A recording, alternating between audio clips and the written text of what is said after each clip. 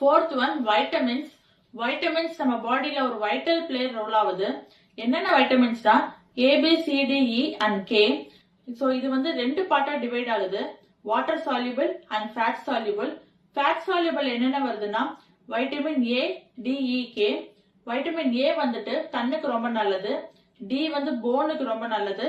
So E antioxidant ஸ்கின்னுக்கு நல்லது. And K blood clotting. எங்கேயாச்சும் அடிபட்டுச்சுன்னா டக்குன்னு ரத்தம் நிக்கணும், போயிட்டே இருக்க கூடாது. சோ அதுக்கு வைட்டமின் K தேவைப்படுது. இது ஏன் ஃபேட் சால்யூபிள்னு சொல்றாங்கன்னா இந்த வைட்டமின்ஸ்லாம் ஃபேட் தான் அப்சர்வ் ஆகுது. நான் முன்னாடியே சொன்ன மாதிரி ஃபேட் ரொம்ப முக்கியம்னு சொன்ன இடத்துல சொல்லியிருப்பேன். ஃபேட்ல தான் இந்த வைட்டமின்ஸ்ல அப்சர்வ் ஆகி லிவர்ல, மசில்ல, செல்ஸ்ல எல்லாம் ஸ்டோர் பண்ணி வச்சுக்குது. சோ நம்ம இது அளவுக்கு அதிகமா எடுத்துக்க கூடாது.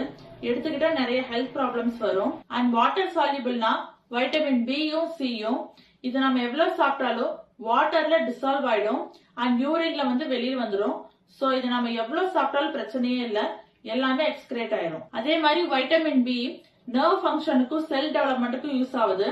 வைட்டமின் சி இம்யூன் சிஸ்டம் ஹெல்தியா வச்சுக்குது. இந்த வைட்டமின்ஸ்ல எதுல அதிகமா இருக்குன்னு பாத்தீங்கன்னா அனிமல் ப்ராடக்ட்ஸ் எடுத்துக்கிட்டீங்கன்னா meet, fish, egg, diary products. வெஜ்ஜில் எடுத்துக்கிட்டீங்கன்னா லீஃப் கிரீனி வெஜிடபிள்ஸ், பட்டாணி, பீன்ஸ் அண்ட் நட்ஸ்ல எல்லாம் இருக்கு.